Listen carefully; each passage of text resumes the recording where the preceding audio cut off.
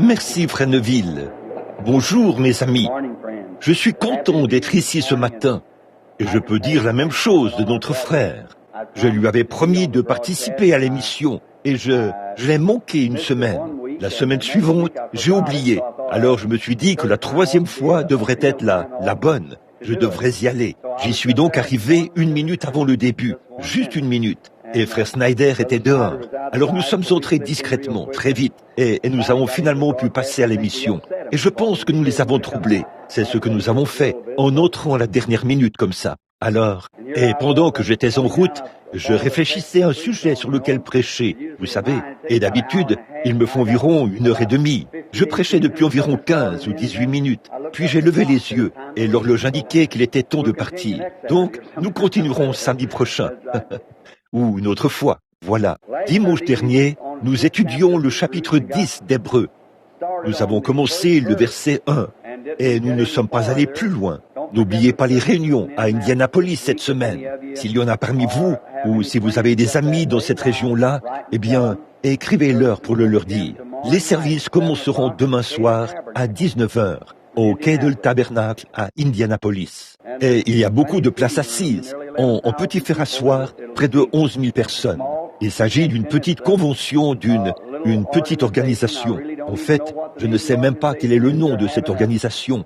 Ils organisent un rassemblement ou une convention. Et on m'a demandé d'être l'orateur du soir au cours de cette convention. Donc là, je pense que l'Assemblée elle-même, l'Église, l'organisation, ne compte que très peu de membres. Et alors, donc, le soir, c'est moi qui prêcherai lors du service de prédication de chaque soir, du lundi au vendredi. La convention se terminera vendredi soir. Alors, si vous avez des amis dans la région d'Indianapolis, eh bien, venez là-bas. Et il y a aussi le 23, le matin du 23, s'il y en a ici qui sont de passage, que vous êtes en vacances. Comme juin, c'est généralement le mois des vacances. Minneapolis, les hommes d'affaires chrétiens auront leur convention internationale à Minneapolis. Le service d'ouverture, c'est le 23 au petit déjeuner. Le petit déjeuner, c'est le matin du 23 juin. Je suis censé prêcher le matin, lors du petit déjeuner, pour ouvrir le service. Et le 24, je serai encore à Minneapolis. Je serai au Hearts Harbor Tabernacle, chez le révérend Gordon Peterson. Et là-bas, ils diffusent l'émission à la télévision. Alors si vous êtes dans les parages, eh bien, venez faire un tour. Et le 24, ou plutôt le 25, la convention commencera et nous y serons. C'est un programme très inhabituel. Monsieur Roberts, Monsieur X, moi-même et beaucoup d'autres ministres y sommes attendus. Et il n'y a pas de programme arrêté. Ces hommes d'affaires chrétiens, comme ce sont des hommes d'affaires chrétiens du plein évangile, ils voulaient laisser la porte ouverte à tout ce que le Saint-Esprit leur dirait de faire. Ils nous ont tous invités là-bas. Ainsi donc, c'est la première fois qu'ils organisent une réunion de cette manière. Ils n'ont annoncé aucun des orateurs. La seule prédication qui a été annoncée, c'est celle du matin du 23. Je suis censé prêcher lors de leur petit déjeuner et cela a été annoncé. Pour le reste, nous serons tous là, simplement à nous attendre au Saint-Esprit. Ça devrait être pas mal bien ainsi, n'est-ce pas? Si seulement nous pouvions tous nous soumettre au Saint-Esprit, c'est ça, et le laisser nous utiliser comme bon lui semblerait. Maintenant, après cela, la prochaine série de réunions dont j'ai connaissance, c'est le bon vieux rassemblement de la rue Azusa. C'est prévu pour le 15 septembre. Là-bas, j'ouvrirai le service du Rassemblement international de la rue Azusa, dans le cadre des 50 ans de la Pentecôte aux États-Unis. En septembre prochain, ça fera 50 ans que le Saint-Esprit est descendu pour la première fois sur la mission de la rue Azusa. L'ancienne, je crois que c'était une ancienne mission baptiste, ou sur la rue Azusa, à Los Angeles, en Californie, que le Saint-Esprit est descendu pour la première fois, il y a 50 ans. En septembre prochain. Et quand j'étais au Cow Palace, il y a quelques années, j'ai dit, eh bien, 50, le mot Pentecôte signifie 50. Alors pourquoi ne pas avoir un grand rassemblement? Et vous savez, cela fait boule de neige. Et ils ont organisé un rassemblement international. Et cela se tiendra à l'Angelus Temple. Et 5 jours avant cela, je suis censé aller visiter différents endroits. Oh, descendre là-bas à Eastgate ou je veux dire à Southgate et remonter jusqu'à la ville plusieurs de ces petites villes, 5 villes différentes, pour faire une petite visite, une soirée de réunion et ensuite aller directement au grand rassemblement. Et si vous êtes dans la région de la Californie ou là-bas, certains d'entre vous qui êtes de la Californie, souvenez-vous-en, nous nous attendons à passer de merveilleux moments de communion avec le peuple de Dieu à ce moment-là. Maintenant, prions. Notre Père Céleste, nous te remercions ce matin pour le grand et glorieux privilège que nous avons de venir dans ta présence avec des cœurs joyeux et des actions de grâce. Parce que Jésus, le Fils de Dieu, nous a permis de le faire. Sa grâce nous a amenés jusqu'à ce moment-ci. Et nous sommes heureux d'être ici aujourd'hui. Nous sommes heureux d'avoir ce petit endroit pour nous rassembler. C'est un lieu ouvert, avec une Bible ouverte et des cœurs ouverts et disposés à recevoir la parole de Dieu et son message. Et nous prions que le Saint-Esprit vienne remplir chaque fissure de notre cœur de sa bonté, alors que nous lirons sa parole. Car il est écrit, l'homme ne vivra pas de pain seulement, mais de toute parole qui sort de la bouche de Dieu. Alors, ô Dieu, ouvre notre bouche aujourd'hui, et que ce soit toi qui parles, et nos cœurs, afin que ce soit le Saint-Esprit que nous entendions. Car nous le demandons au nom de Jésus ton Fils. Amen. Dimanche dernier, dans l'Épître aux Hébreux, nous avons commencé au chapitre 10. Puis nous avons abordé un autre sujet, ne sachant pas exactement d'où le Saint-Esprit nous conduirait à tirer notre enseignement. Rien n'était prémédité. Nous attendions simplement qu'il entre en action. Ce faisant, nous sommes revenus sur la préscience. Dites, en passant, je suis heureux de voir Sœur Hooper, qui est assise là ce matin. Sœur Flo, je suis vraiment heureux de vous voir. Beaucoup d'entre vous ne la connaissent peut-être pas, certains d'entre vous. Elle a souffert de tuberculose pendant des années et des années. Elle était alitée. Elle a sillonné tout le pays dans le but d'obtenir la délivrance. Et aujourd'hui, nous sommes heureux qu'elle soit assise dans le tabernacle et qu'elle ait l'air bien portante aujourd'hui. Grâce soit rendue à Dieu. Maintenant, l'auteur de l'Épître aux Hébreux est censé être Paul, parce que ça ressemble à son style d'écriture. Et l'Épître aux Hébreux s'adressait aux Juifs, aux Hébreux. Et c'est Paul qui essayait de dissocier la loi de la grâce, pour montrer la différence entre la loi et la grâce, parce que les Hébreux étaient sous la loi. Ainsi, Paul essaye de leur montrer ce qu'était la grâce. Et personnellement, je pense que ce chapitre 10, verset 1, serait une clé parfaite pour ouvrir toute la chose. Bon, nous avons le chapitre 1 qui commence ainsi, après avoir, à plusieurs reprises et de plusieurs manières, parlé à nos pères par les prophètes. Dieu, dans ces derniers temps, nous a parlé par son Fils, Jésus-Christ. Quand on arrive au chapitre 7, Melchisédek fait son entrée en scène. Lorsqu'on arrive au chapitre 9, il est question du sacerdoce, que Christ est devenu notre souverain sacrificateur, afin de remplacer l'ancien souverain sacrificateur. Et quand on amène cela au chapitre 10, nous arrivons à la loi qui possède une nombre des choses à venir. Quand on arrive au chapitre 11, il tourne entièrement autour des merveilleuses ombres de la foi, des héros de la foi, que c'est par la foi qu'ils ont fait telle et telle chose, et que, sans nous, ils ne pourraient pas parvenir à la perfection, parce qu'ils font partie de l'ombre de ces choses à venir. Puis, nous prenons le chapitre 11, et Paul, ou le chapitre 12, et Paul dit, « Puisque nous sommes environnés d'une si grande nuée de témoins, rejetons tout fardeau et le péché qui nous enveloppe si facilement, afin de courir avec persévérance dans la carrière qui nous est ouverte. » Le chapitre 13, qui est le dernier chapitre, dit, il se termine par ceci vers la fin, que Jésus-Christ est tout en tout, qu'il est le même hier, aujourd'hui et éternellement.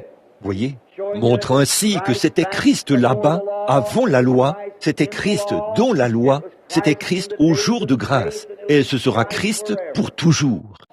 Jésus-Christ le même hier, aujourd'hui et éternellement. Quel beau tableau nous peint l'Épître aux Hébreux. Bon, revenons en arrière et reprenons maintenant le verset 1. Dimanche dernier, nous nous proposions d'aborder le sujet de la perfection. Mais Dieu nous a fait revenir en arrière pour parler de la préscience, nous montrant qu'avant même que le monde soit formé, combien était ici dimanche dernier? Faites voir votre main.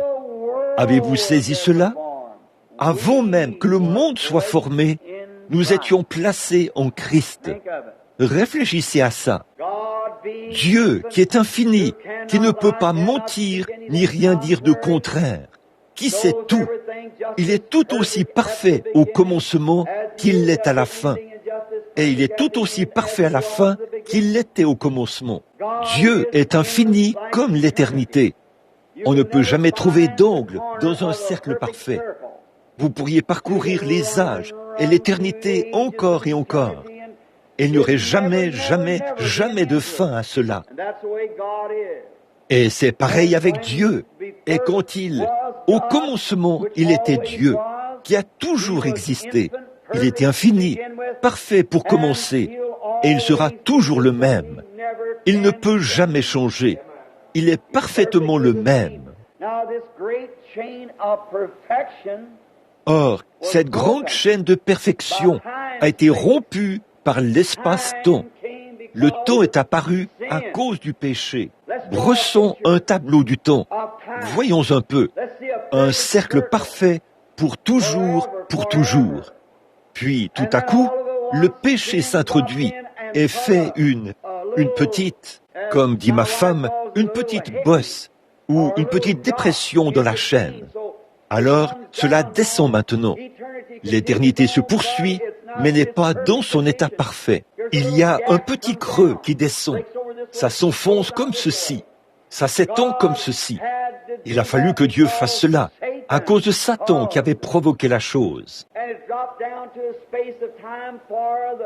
Et c'est descendu un espace de temps en vue de la mise à l'épreuve, du perfectionnement et de la purification des perdus, afin qu'un jour, Dieu, par sa grâce souveraine, puisse faire remonter cette petite bosse ou ce petit creux dans le cercle parfait. Ainsi l'éternité continue toujours. Vous le voyez? Le temps. Donc le temps, c'est cette petite boucle. Elle descend vers le bas. Jésus était d'éternité en éternité. Mais il est entré dans l'espace-temps et a été fait chair. Il est venu ici pour sanctifier ou pour oindre tout cet endroit d'un filet de sang, afin de le racheter et de le rattacher de nouveau à Dieu pour l'éternité. Vous voyez cela? Voilà ce qu'est le temps. Alors Dieu, quand ça a commencé ici, au bout de la petite bosse dans ce cercle parfait, cela a créé une petite bosse là-dedans. Quand Dieu a commencé là, il était parfait. Tout ce qu'il a dit était parfait. Tout ce qu'il a fait, tout ce qu'il fait est parfait. C'est pourquoi la Bible déclare que Jésus-Christ était l'agneau immolé dès le début de la petite bosse.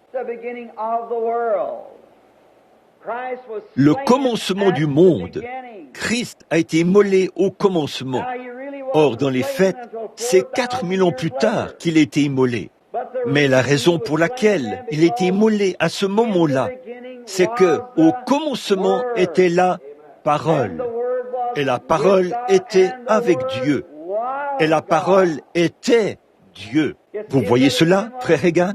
Vous voyez ce que je veux dire? Voyez, il était Dieu au commencement. Et quand... Or, Satan n'a pas créé cette petite boucle, cette petite bosse. Il n'a pas créé cela. Satan ne peut pas créer. Satan ne peut que pervertir ce que Dieu a déjà créé. Écoutez, je dis ceci pour que vous compreniez. Nous sommes un auditoire composé d'adultes. Et la plupart d'entre nous, probablement 90% d'entre nous, sont mariés. Et j'espère que les jeunes femmes et les jeunes hommes comprennent leur voix. Vous me comprenez, c'est juste pour expliquer quelque chose. Si un homme prend une épouse une femme et qu'elle devient son épouse, et qu'ils vivent ensemble, comme mari et femme, pendant 50 ans.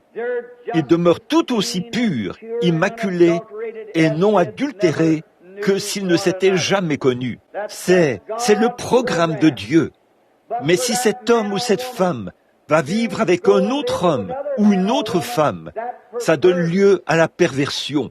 Ça produit des enfants illégitimes. Mais s'ils vivent ensemble dans cette harmonie parfaite, c'est la voie de Dieu. Mais si Satan se présente là et met de la convoitise dans l'homme ou dans la femme, et qu'il mène une vie contraire à leur vœu de mariage, c'est de la perversion. C'est tout à fait la même relation sexuelle, mais c'est perverti. C'est donc ce que fait Satan des voies droites de Dieu. Il les pervertit. C'est ce que Satan fait aujourd'hui, du vrai et authentique. Écoutez, du vrai message de Dieu, il le pervertit. Il en fait autre chose. Il le fait passer pour ce qu'il n'est pas. Dans le monde aujourd'hui, nous voyons qu'il y a des gens, la Bible prédit, 3 catégories de gens. L'une d'elles, ce sont des gens froids, guindés, formalistes, indifférents. Ils vont simplement de l'avant et ce n'est rien d'autre que d'appartenir à un club. Ils vont à l'église, parlent un peu de ceci, cela, du Seigneur, et ainsi de suite. Puis retournent chez eux, mais ils n'ont aucune expérience concrète de la nouvelle naissance. Oh, certains d'entre eux prétendent l'avoir, mais leur vie prouve que ce n'est pas le cas. Bon, ça, c'est un côté, complètement à l'autre bout. Et maintenant, ici, de l'autre côté, il y a les fanatiques. Et la vraie et véritable Église, Jésus l'a dit, ils seraient si proches que ça séduirait même les élus. Eh bien, beaucoup de gens, dès qu'ils voient du fanatisme mélangé au réel, ah, disent-ils, ça ne vaut rien, et ils s'en vont. Vous voyez, c'est la même chose que les pharisiens ont fait. Satan ne perd pas son temps à essayer de pervertir cela. Ce qu'il essaie de pervertir, c'est cette vérité. Et ce fanatique-là essaie d'imiter cette vérité. Vous voyez, c'est là que se trouve la zone dangereuse. Exactement là. Maintenant, il est de notre devoir de rester spirituel, de lire la parole. Et tout ce qui s'élève en dehors de cela, qui est contraire à la parole, alors mettez cela de côté. C'est pour ça que bien des fois on dit que je suis trop dur avec les femmes prédicateurs. La Bible dit qu'elles ne doivent pas parler dans l'église. La Bible leur interdit de parler en langue ou quoi que ce soit d'autre dans l'église. Je dois m'en tenir à la parole, regarder ce qu'il en est, l'observer. Dans le monde aujourd'hui où on a tous ces ismes qui s'élèvent, observez toutes ces sectes qui préconisent de ne pas manger de viande et les légalistes qui disent « il faut que je fasse telle chose ». Si je ne parle pas en langue, si je ne fais pas ceci, si je ne pousse pas des cris, si je ne danse pas, il y a quelque chose qui cloche chez moi. Ça, c'est du légalisme. Nous sommes sauvés par la grâce, par le moyen de la foi. Ça ne dépend rien de ce que vous avez fait. Ça dépend de ce que lui a fait. Il a fait ce que vous ne pouviez pas faire. Si vous aviez pu vous sauver vous-même, il n'aurait pas eu à mourir. Mais il est mort pour vous sauver, parce que vous ne pouviez pas vous sauver vous-même. Ce vieux proverbe qui déshonore Dieu dit « Dieu aide ceux qui ne peuvent pas s'aider eux-mêmes » ou « Dieu aide ceux qui s'aident eux-mêmes », disent-ils. C'est tout simplement l'inverse. Si vous pouvez vous aider, Dieu s'attend à ce que vous le fassiez. Dieu aide ceux qui ne peuvent pas s'aider eux-mêmes. Et vous ne pouvez pas vous aider vous-même quant au salut. Alors Dieu, par sa grâce, vous a sauvés. Maintenant, remarquez comme c'est beau. La loi, tout là-bas dans l'éternité. Dieu a vu d'avance cette boucle.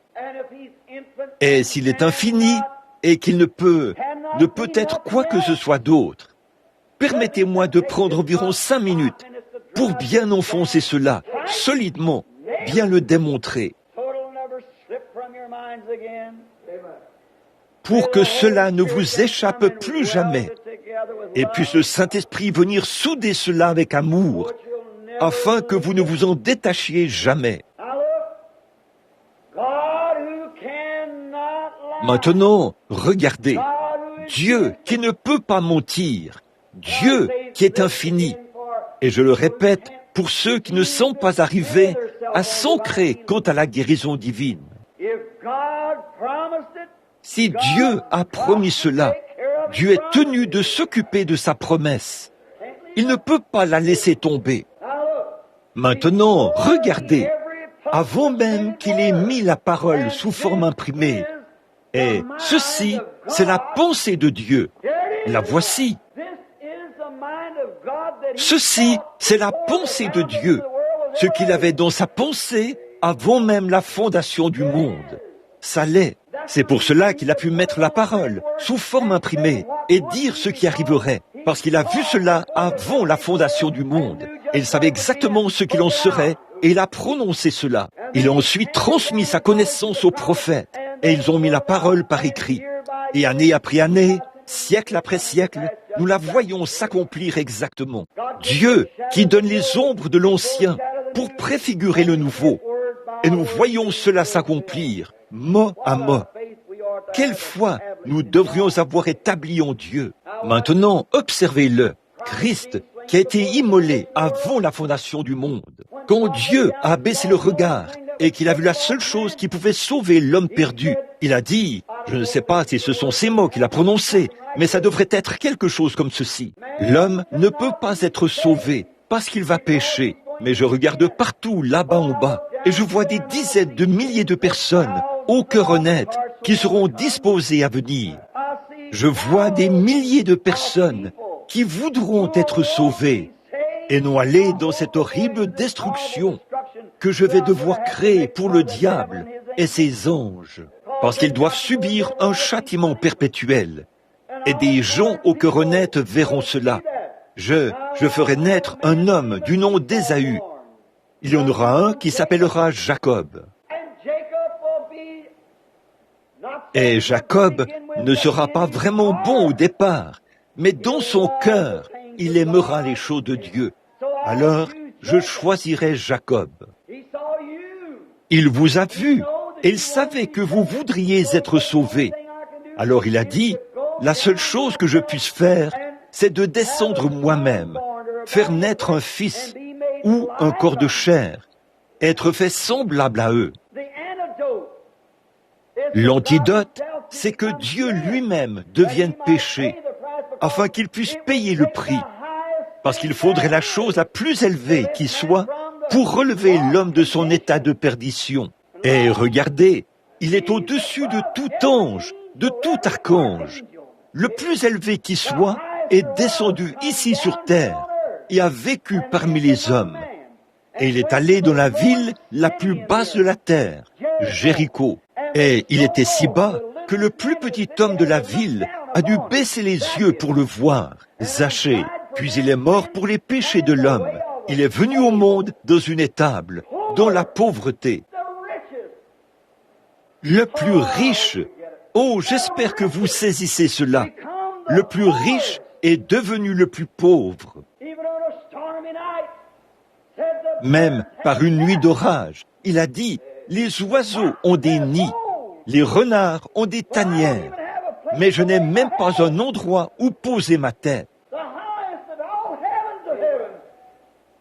Le plus haut de tous les cieux du ciel est devenu le plus bas de tous les bas, au point que même la vie animale était privilégiée par rapport à lui, était mieux que lui pour ce qui est du confort de la vie. Non seulement cela, mais quant à sa mort, il a connu une mort que personne n'a jamais connue. Jamais homme n'a eu le cœur brisé au point que son sang et son eau se sont séparés avant sa mort. Le plus pauvre, du plus riche au plus pauvre, du plus béni aux plus horribles souffrances. En plus de cela, il est descendu dans les profondeurs les plus basses, du séjour des morts le plus bas, en portant notre péché. Et il est arrivé au bout de la ficelle, ou au bout de la corde, au niveau de la bosse. Une fois là, il l'a relevé, à la résurrection et l'a rattaché à l'autre partie de l'éternité et a fait une grande route de la sainteté afin que les impurs puissent venir et être purifiés par la source remplie du sang des veines d'Emmanuel. Tout pécheur plongé dans ce flot est lavé de tout péché. Venez sur la grande route, et un jour, celui qui était au commencement du temps se présentera comme l'ancien des temps, et il tirera sur le grand cordon de l'Évangile, et tous ceux qui sont sur cette grande route, depuis le commencement du temps, jusqu'à l'ancien des temps, jusqu'à la fin des temps, seront élevés, alors qu'il fera disparaître le temps pour aller dans l'éternité. Vous le voyez? Le voilà, le seul véritable souverain, le roi des rois et le seigneur des seigneurs. Comment l'a-t-il fait? Par la prescience. Il savait. Puis il a dit qu'il était l'agneau immolé. Si donc il l'était, ça s'est accompli 4000 ans plus tard. Le temps s'est écoulé. Il est né. Ils lui ont fait ce qu'il avait dit qu'il ferait. Puis, il était crucifié et immolé. Mais en fait, il était immolé avant le commencement du monde. Car Dieu l'avait vu d'avance et avait annoncé ce qui allait se produire.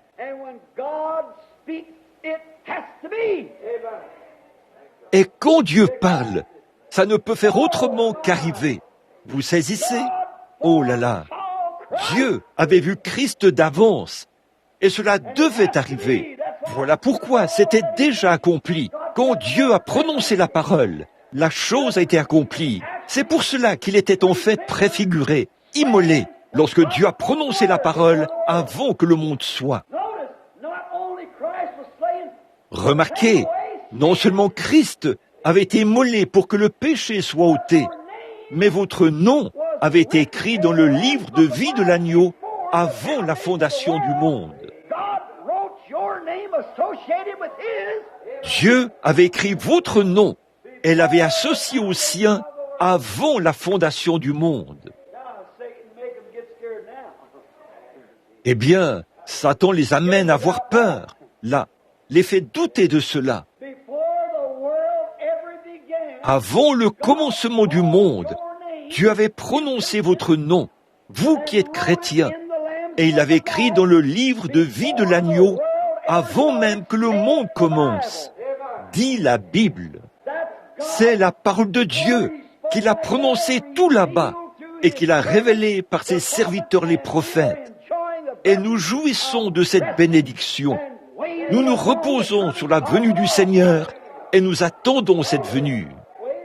Nous attendons patiemment. Tout est terminé.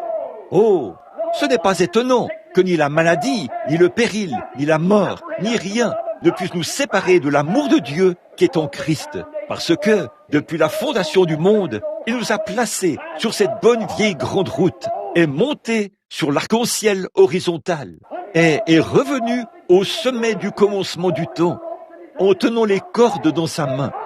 Et un jour, il dira, « Monte ici !» Nous les vivants, restez pour l'avènement du Seigneur. Nous ne devancerons pas ceux qui sont morts sur la grande route, parce que la trompette de Dieu retentira et les morts en Christ ressusciteront et nous serons tous ensemble enlevés à leur rencontre, alors que la chaîne sera relevée pour se reconnecter au cycle de l'éternité. Et nous chanterons ses louanges alors que les âges s'écouleront. Qu'est-il en train de faire? Il est là-haut, en train de nous construire une demeure. Il y a plusieurs demeures dans la maison de mon Père. Si cela n'était pas, je vous l'aurais dit. Je suis descendu ici, mais je vais vous en préparer une, très bien arrangée. Et si je m'en vais, je reviendrai pour vous prendre avec moi. Oh là là! Et il est en train de préparer une demeure. Quand cette pourriture mortelle qui est ici sur la terre sera, nous en serons séparés, elle sera jetée hors de la chaîne de l'éternité. Elle sera l'extérieur de l'abîme, qu'aucun homme ne peut franchir, qu'aucun homme n'a jamais franchi et ne le fera jamais. Et une fois que ce lien, qui est ici en bas, aura été relevé et rattaché à cette partie-là, c'est la grande route pavée de la sainteté dont Dieu avait parlé au commencement, alors qu'il n'y avait rien qui pouvait être souillé, ni rien qui pouvait être détruit. C'est le péché qui a provoqué cette boucle. Et lorsque cette boucle continuera sa progression jusqu'ici, pour faire sortir les délégués, et quand les deux bouts seront mis ensemble, que les extrémités se joindront l'une à l'autre, l'éternité poursuivra son cours. Ceux qui sont rachetés y marcheront. Vous saisissez? Oh, j'aimerais pouvoir chanter. J'aimerais chanter ce vieux cantique. Il y a au-delà de la mer une belle maison. Il y a des demeures pleines de bonheur pour vous et pour moi. Les tours scintillantes brilleront avec plus d'éclat que le soleil. Cette demeure céleste sera à moi un de ces jours. Alors, une tente ou une maison, que m'importe. On construit un beau palais pour moi là-bas. Les rubis, les diamants, l'argent et l'or. Ces coffres sont remplis de précieux trésors. Oh, grâce infinie de notre Dieu, qui un jour m'a sauvé. J'étais perdu, errant de lieu en lieu. J'étais aveugle, maintenant je vois. Ce n'est rien que j'ai fait. La grâce, à mon cœur, a appris la crainte. Et la grâce a dissipé mes craintes. Avec quelle joie cette grâce est apparue, à l'heure où pour la première fois j'ai cru, de savoir que ce n'était rien que je pouvais faire, ou allais faire, ou que j'avais l'idée, ou le privilège de faire. C'est ce qu'il a fait pour moi. Il est descendu, m'a racheté et m'a placé sur la grande route. Et il s'est tenu à l'autre bout pour joindre les deux extrémités afin que l'éternité dénuée de chaînes poursuive son cours. J'ai le droit de marcher dans cette éternité parce qu'il est mort à ma place et a ôté mon péché. C'est merveilleux. La loi qui possède une ombre des biens à venir. Qu'est-ce qu'une ombre? Une ombre est la projection d'un objet. Vous savez, bien des fois, les gens citent le psaume 23. Quand je marche dans les ombres sombres de la vallée de la mort. C'est faux. Il est dit là, quand je marche dans l'ombre, pas dans l'ombre sombre. Si c'était sombre, ça ne produirait pas d'ombre. Il faut qu'il y ait un certain pourcentage de lumière pour projeter une ombre. Donc, la loi fournissait suffisamment de lumière pour voir l'ombre de la vraie chose à venir. Christ était représenté dans cette loi, dans cette ombre. Il était représenté, vu d'avance, en Joseph, sous la loi. Joseph, qui était une ombre de Christ, était aimé de son père, parce qu'il était un homme spirituel. Il avait des visions et interprétait des songes. Il était très spirituel et méprisé de ses frères. Exactement comme Christ. Il a eu des visions du Père et c'était un homme spirituel. Et ses frères le haïssaient sans raison. Et il était censé avoir été tué. Un vêtement sanglant avait été déposé devant son père. Oh, comme c'est beau! Oh, si je me mets à parler de cela, je n'arriverai jamais à cette leçon.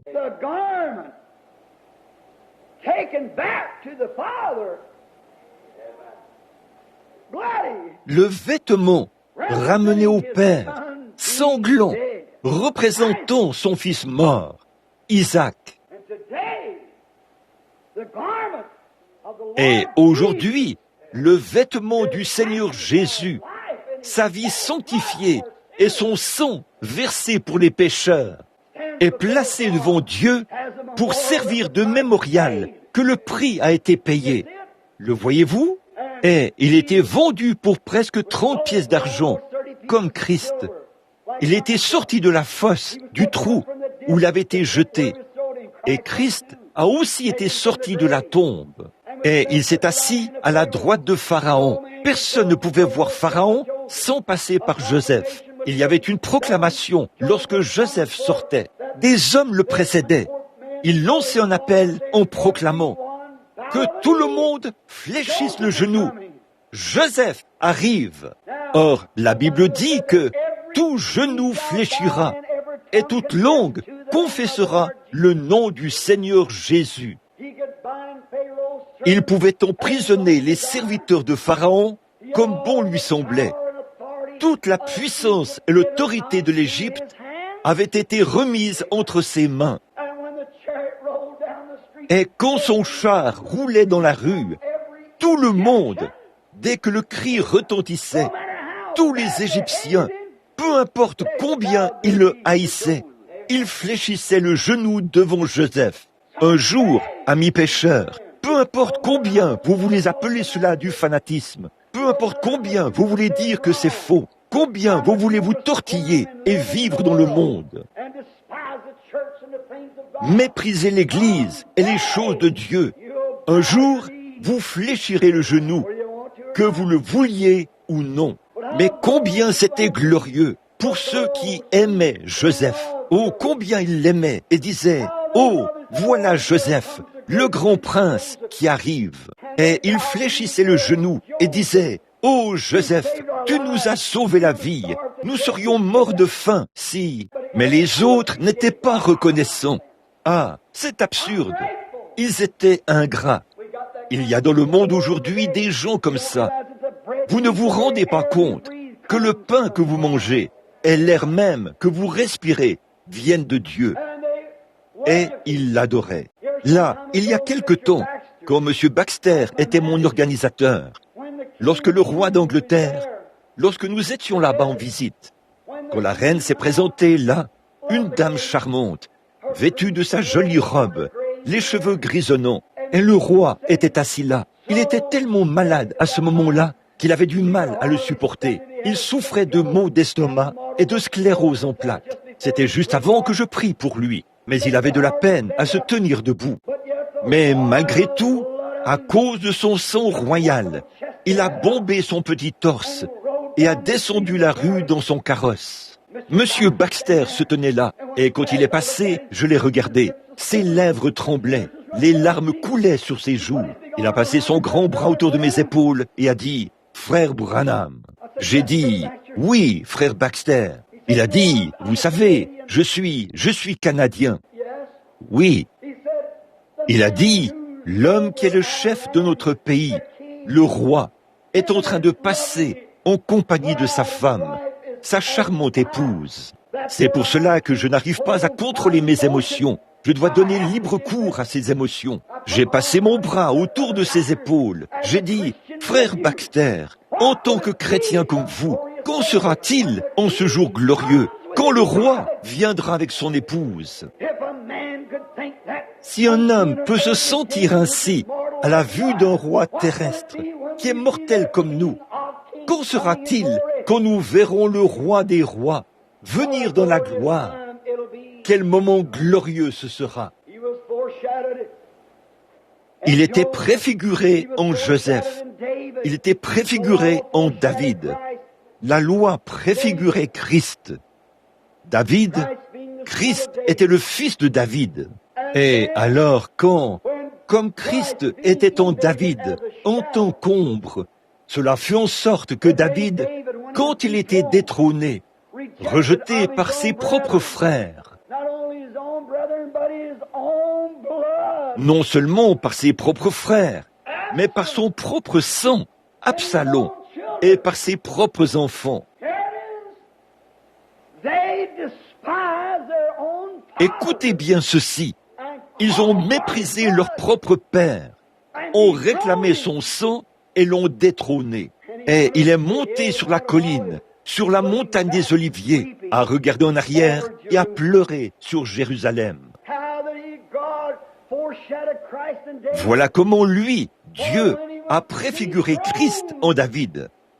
Car quand il était détrôné et rejeté, et ses propres délégués, son propre peuple, les Juifs, ont réclamé son sang, à mort un tel individu, il s'est assis sur la montagne des Oliviers, a promené le regard sur Jérusalem et a pleuré en disant « Jérusalem, ô Jérusalem, combien ai-je voulu te rassembler, comme une poule rassemble sa couvée, mais tu ne l'as pas voulu. Christ a aussi été préfiguré en Melchisédek, dans le sacerdoce, au chapitre 9, au chapitre 7 d'Hébreux. Que ce Melchisédek, Abraham a aussi préfiguré tout là-bas. Ce n'était qu'une ombre de toutes les bonnes choses. Et que ce Melchisédek, au chapitre 7, nous lisons à son sujet ici. Lisons cela pendant un instant. En effet, ce Melchisédek, roi de Salem, sacrificateur du Dieu Très-Haut, qui alla au devant d'Abraham lorsqu'il revenait de la défaite des rois, qui le bénit. Amen. Abraham, Lot, son cousin, avait rétrogradé. Voyez-vous le vrai et authentique esprit de Christ? J'espère que vous saisissez cela. Peu importe à quel point il avait rétrogradé. Lorsqu'il s'est retrouvé dans le pétrin, Abraham a volé à son secours avec une armée. Les étrangers qui se trouvaient dans les alentours des vallées de Sodome étaient venus et avaient pris Sodome et son roi. Ils avaient enlevé dans la ville, ils avaient aussi enlevé Lot. Et Abraham, son oncle, un parent par le sang, les enfants de son frère, il a regardé là-bas et a vu que l'ennemi avait enlevé son parent par le sang. Il a levé une armée formée de ses propres serviteurs. Il est allé le chercher. Cela représentait Christ. Quand il a vu que l'Église du Dieu vivant s'était éloignée, saisie dans l'erreur du diable, il a formé une légion d'anges et est descendu sur la terre pour se lancer aux trousses du diable. Et il l'a vaincu. Alléluia! Il a mis l'ennemi en déroute. Oh, combien nous l'aimons pour ça! Il a vaincu l'ennemi. Il a défait l'ennemi et l'a dépouillé de tout ce qu'il possédait. Il l'a mis à l'écart. Et quelle est la première chose qu'ils ont faite alors qu'Abraham revenait avec Lot, sa femme, ses enfants et tous les biens, et qu'ils marchaient triomphalement pour retourner à leur ancienne demeure? Il a rencontré Melchisédek. Melchisédek était le roi de Salem. Salem, c'est Jérusalem. Quand les Juifs sont entrés dans Jérusalem, ils l'ont appelé J-U-Salem. Jérusalem. Salem, ce qui signifie la ville de paix. Il était le roi de... Écoutez, lisons cela. À qui Abraham donna la dîme de tout, qui est d'abord roi de justice, d'après l'interprétation de son nom. Qui était ce roi qu'il avait rencontré, qui revenait triomphant après avoir obtenu la victoire, comme l'Église l'est aujourd'hui, en revenant du calvaire? Ensuite, le roi de Salem, c'est-à-dire le roi de paix, qui est son père, son mère, son généalogie, qui n'a ni commencement de jour, ni fin de vie. Qui était ce roi de Salem? Le grand roi de Jérusalem. Non pas la Jérusalem terrestre, mais la Jérusalem céleste. La Jérusalem terrestre est un type de la Jérusalem céleste. Et voici que s'est avancé le roi de Salem, qui est d'abord le roi de justice, le roi de paix. Il n'avait ni père ni mère. Il n'avait ni commencement de vie, ni fin de jour. Oh là là, sans généalogie. Nul autre que Christ lui-même. C'est lui que l'Église rencontrera quand elle montera dans les airs. Et lorsqu'Abraham l'a rencontré, il lui a donné la dîme de tout ce qu'il possédait. Vous savez ce qu'ils ont fait? La première chose qu'ils ont faite, c'était de s'asseoir. Je suis très ému. Ils se sont assis, ont rompu le pain, ont bu du vin et ont pris la communion. Une fois la bataille terminée. Et la Bible nous dit que Jésus-Christ que nous ne prendrons plus du fruit de la vigne jusqu'à ce que j'en prenne à nouveau avec vous dans le royaume de mon Père, afin que, lorsque la dernière bataille aura été livrée, et que la victoire aura été remportée, et que les rebelles auront été ramenés dans le royaume de Dieu, nous nous asseyons dans le royaume de Dieu en compagnie de notre Melchisédek, qui n'a ni commencement de jour, ni fin d'année. Oh là là, il est l'Éternel dénué de chaînes, et nous prendrons à nouveau la communion avec lui. Oh, quel beau tableau, ce merveilleux Ancien Testament présente aux croyants du Nouveau Testament. La loi qui possède une ombre des choses à venir, et non, écoutez, la loi qui possède une ombre des biens à venir, et non l'exacte représentation de ces choses. C'était une ombre de cette représentation. David a régné sur le monde pendant l'âge d'or d'Israël. Qu'est-ce qu'il était? L'ombre. David était assis sur le trône et le monde entier était à ses pieds. De quoi était-ce l'ombre? C'était une ombre de quelque chose qui enveloppait le fils de David, qui est le fils de Dieu, qui est Melchisédek, qui n'a ni commencement de jour, ni fin d'année. L'ombre, pendant le millénium, il s'assiera sur le trône de David et régnera sur toutes les nations. L'ombre des biens. Qu'en est-il aujourd'hui? Nous regardons et nous voyons l'ombre des hommes et des femmes qui font profession d'être chrétiens et qui vivent comme le monde. Ils disent « Oh, je suis membre d'une église ». Qu'est-ce que ça peut changer? C'est une ombre de ce trompeur dans le jardin d'Éden, qui prétendait être bon, qui prétendait avoir la lumière, qui prétendait avoir de la sagesse, mais qui était un trompeur. Et c'est ce que font les hommes et les femmes aujourd'hui, qui invoquent le nom de Jésus-Christ, mais n'abandonnent pas le péché, préfigurant ainsi le châtiment qu'ils recevront avec celui qui est un trompeur. Jésus a dit à ces pharisiens religieux, « Vous avez pour père le diable. » J'espère que vous voyez cela. J'espère que ceci pénètre très profondément. Une ombre de tromperie. Alors, qu'est-ce que ce vrai chrétien royal, un chrétien à 100%, qui est né de nouveau de l'Esprit de Dieu, dont le nom est écrit dans le livre de vie de l'agneau avant la fondation du monde, qui, advienne que pourra, ils tiennent la main immuable de Dieu.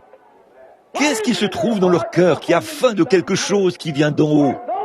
Car ceux, dit la Bible, qui le font, confessent clairement par leur témoignage et par leur vie qu'ils cherchent une cité à venir dont Dieu est l'architecte et le constructeur. Quelle est cette faim que vous avez dans le cœur ce matin qui vous pousse à vouloir vous tenir dans sa présence? Quelle est cette faim que vous avez dans le cœur ce matin qui vous pousse de tout votre être à aller chercher quelque chose? Toute votre âme et toute votre vie soupire après quelque chose, au point que vous dites, peu m'importe ce qu'il peut advenir. Ô Dieu, quelque chose en vous regarde le monde et les larmes coulent dans votre cœur.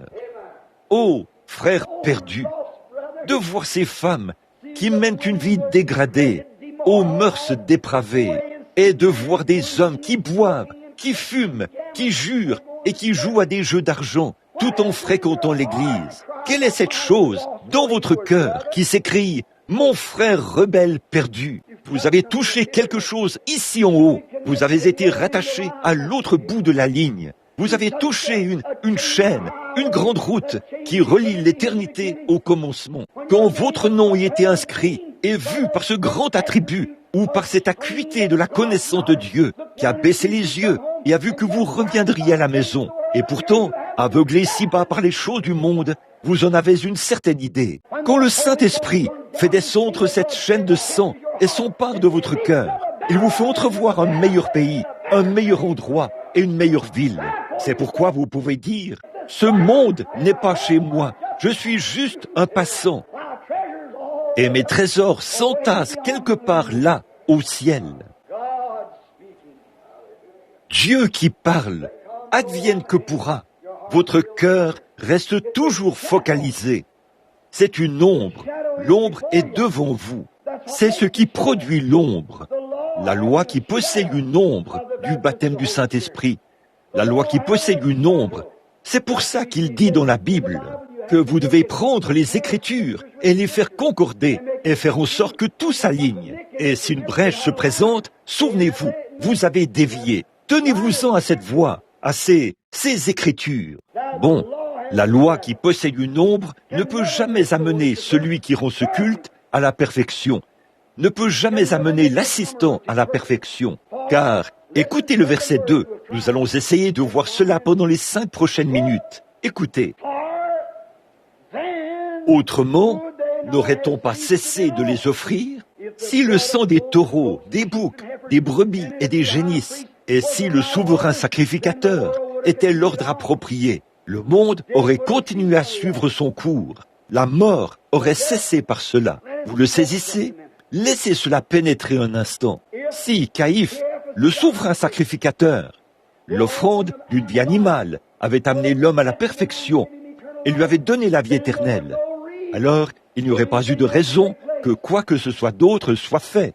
Cela aurait continué. La vie éternelle se serait installée et aurait poursuivi son cours. Mais il fallait qu'il y ait une ombre du véritable agneau de Dieu qui allait venir pour ôter le péché du monde, ce qui avait été annoncé d'avance par Dieu. Et aujourd'hui, les hommes et les femmes qui avaient été connus d'avance par Dieu avant la fondation du monde, leur nom était écrit dans le livre de vie de l'agneau. S'ils poussent des cris, c'est très bien. S'ils ne le font pas, c'est très bien. S'ils font ceci, c'est très bien. S'ils ne le font pas, c'est très bien. Car Dieu l'a déjà dit. Cela doit s'accomplir. Cela ne dépend ni de celui qui veut, ni de celui qui court, mais de Dieu qui fait miséricorde. C'est le choix de Dieu, pas le nôtre.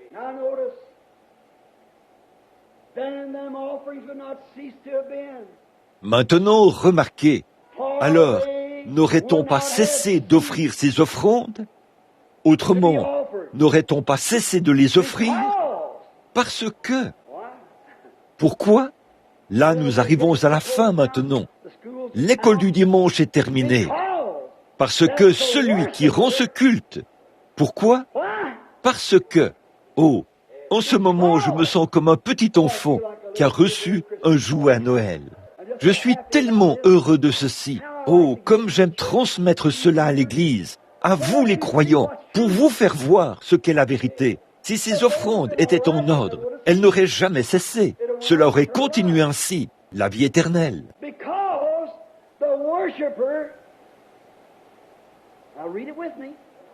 Parce que celui qui rend ce culte, là, lisez cela avec moi, celui qui rend ce culte étant une fois, non pas à chaque réveil, non pas jusqu'à chaque dimanche matin, mais celui qui rend ce culte, étant une fois purifié, n'aurait plus aucune conscience de son péché.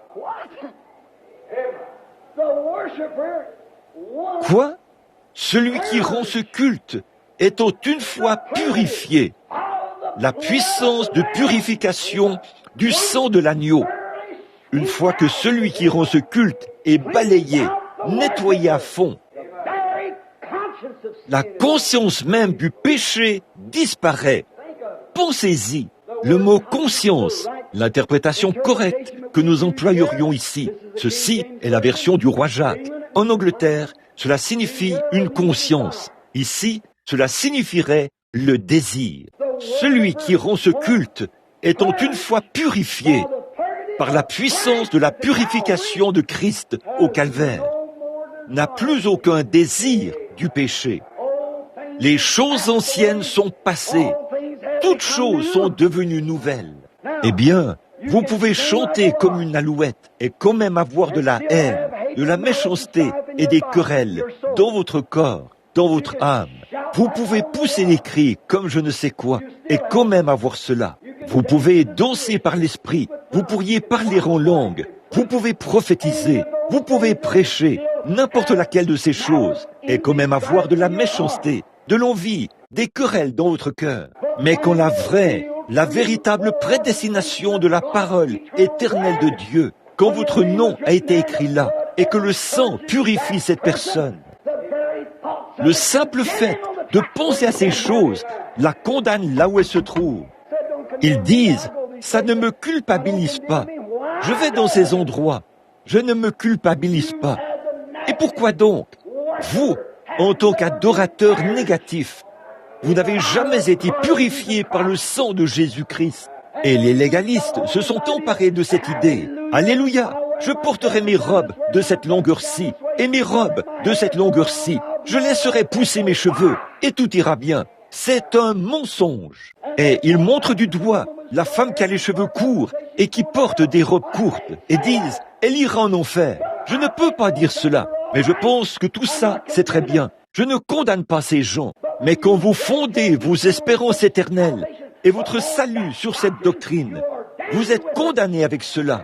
L'homme ou une femme, peu importe que vous soyez ceci, cela ou autre chose, vous venez à la source remplie du sang des veines d'Emmanuel et vous laissez la puissance de purification du sang du Seigneur Jésus-Christ purifier vos péchés. Frères, ça n'aura pas d'importance. Vous pouvez très bien porter des robes de telle longueur. Vous pouvez très bien ne pas porter de chemise à manches courtes, vous les hommes, et des choses de ce genre, ou tout ce que vous voudrez. Mais si vous avez encore de la méchanceté, de l'envie et des querelles, il se peut que vous ayez couru, dansé, parlé en langue, poussé les cris, prêché l'évangile, ou quoi que ce soit d'autre. Mais vous êtes perdus tant que ce sang ne vous a pas purifié et mis l'amour divin du Seigneur Jésus-Christ dans votre cœur, de sorte que vous laissiez derrière vous les empreintes de la vie de Christ. Amen. Les langues cesseront, les prophéties prendront fin, la connaissance disparaîtra. Mais quand ce qui est parfait sera venu, ce qui est partiel disparaîtra. Et aujourd'hui, en tant que légaliste, nous nous reposons sur quelque chose de légaliste que nous avons fait. Eh bien, quand j'étais un pécheur, j'étais un léopard.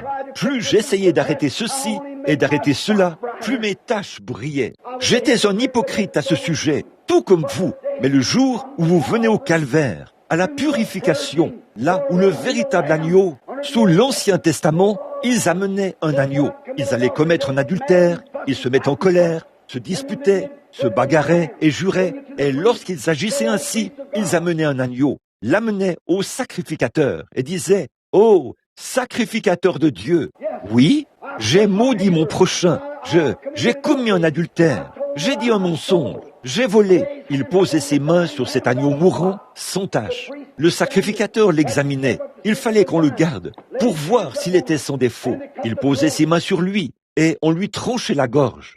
Le sang coulait sur ses mains et le petit agneau bêlait, se débattait et mourait.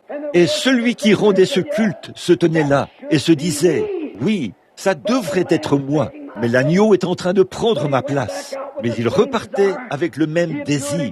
Il le ferait de nouveau dès qu'il en aurait l'occasion. Et c'est ce que font les gens aujourd'hui. Ils viennent et confessent. Ils disent « J'ai ceci, cela, autre chose. » Puis ils repartent et voilà qu'ils se remettent à faire la même chose. Ils adhèrent à une église ou à une autre. Si cette église-ci commence un petit quelque chose, eh bien, ils vont dans celle-ci, puis dans celle-là.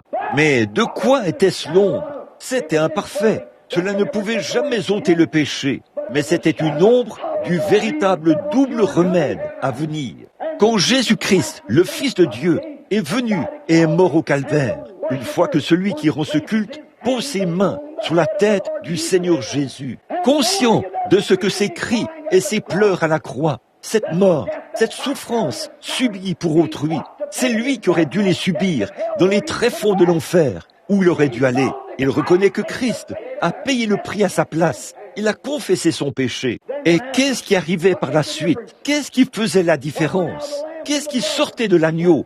De son sang. La vie le quittait. Et la cellule de sang était sur sa main. Cette vie tournait autour de l'autel. Mais la vie de l'agneau ne pouvait pas revenir sur celui qui rendait ce culte, malgré qu'il ait confessé sa faute et que l'agneau ait pris sa place. Car celui qui rendait ce culte possédait une âme et ne pouvait pas vivre comme un animal. C'est vrai. Mais, ô Dieu, arme les 2 chiens du fusil et braque les 2 canons vers cette église. C'est ma prière. Mais quand celui qui rend ce culte, celui qui écoute mes paroles et qui croit à celui qui m'a envoyé, a la vie éternelle, le Saint-Esprit, il ne vient point en jugement, mais il est passé de la mort à la vie. Quand celui qui rend ce culte pose ses mains sur la tête de l'agneau mourant du calvaire et confesse ses péchés, Dieu reconnaît que cela est sincère, du fond de son cœur. Il confesse son péché, cette vie qui tourne autour, qu'on appelle le Saint-Esprit de Jésus-Christ, revient sur celui qui rend ce culte. Alors il est purifié et il n'a plus aucun désir du péché, car dès ce moment, il est conduit par l'Esprit de Dieu et non par sa propre vie. Il fera des erreurs, certainement, mais cette vie le soutiendra. Regardez bien. Prenons le verset 14. Nous n'avons pas le temps de le terminer. Prenons le verset 12. Lui, pas l'agneau, Christ, lui, il parle maintenant de l'ordre des souverains sacrificateurs, que le sacrificateur entrait dans le temple et tout, l'adoration, que celui qui rendait ce culte repartait avec le même désir. Un homme s'avance à l'autel et dit « Oui, je ne veux pas aller en enfer ». Lorsque le prédicateur prêche sur combien l'enfer est chaud, plein de gens s'avancent à l'autel. « Oh Dieu, je ne veux pas aller en enfer ». Mais ils ne sont pas du tout disposés à renoncer à eux-mêmes et à dire « Oui Seigneur, non pas ma volonté désormais, mais la tienne ». De prendre vraiment conscience de ce que vous faites, de dire « Oh Dieu, sois miséricordieux envers moi ». Le sang de Jésus est sur vos mains à ce moment-là. N'allez pas recommencer à mener la même vie que vous meniez. Ce sang vous condamnera à la fin, lors du jugement. Vous avez intérêt à ce que la vie qui est dans ce sang revienne dans le sang de votre vie, revienne dans votre cœur et vous fasse mener une différente vie, crée une personne différente. Celui qui rend ce culte étant une fois purifié. Regardez bien, là. Lui, après avoir offert un seul sacrifice pour le péché, s'est assis pour combien de temps? Toujours. Cette éternité s'enchaîne. C'est assis pour toujours à la droite de Dieu, au bout du chemin. Où est-il? Au bout du chemin. Vous vous souvenez, dimanche, il y a 2 semaines, le dimanche où j'ai prêché et illustré la petite arche de Moïse, qui flottait parmi les gens et tout, vous vous souvenez que vous, les gens âgés, vous vous êtes mis à pousser des cris, à jubiler, que je prêchais aux enfants. J'avais fait asseoir tous ces petits yeux, noirs et bleus, ici, au premier rang. Et je leur disais, si vous perdez votre vie, vous la retrouverez. Si vous gardez votre vie, vous la perdrez. Vous vous en souvenez, Église? Vous vous souvenez que j'étais en train d'illustrer, et pour illustrer, j'ai présenté l'exemple de ce matin-là, quand Jochebed et quand Amram, Aaron et Myriam, bien avant le lever du jour, les mains en l'air, ils disaient, « Oh Dieu, tu nous as donné ce bébé, et maintenant nous te le rendons. Tu nous l'as donné, il n'était pas à nous, il était à toi. Tu nous l'as donné, et maintenant nous te le rendons. Si nous le gardons, les sorcières de l'enfer le tueront. Ces vieilles femmes, au long nez crochu, viendront là, le saisiront et feront éclater sa petite tête contre le mur. Nous le perdrons si nous le gardons, mais si nous le remettons à celui qui nous l'a donné, nous le garderons. C'est la même chose dans votre petite barque ce matin, frères, sœurs. Vous avez là-dedans une cargaison, la plus précieuse cargaison qui soit. Ça s'appelle votre âme.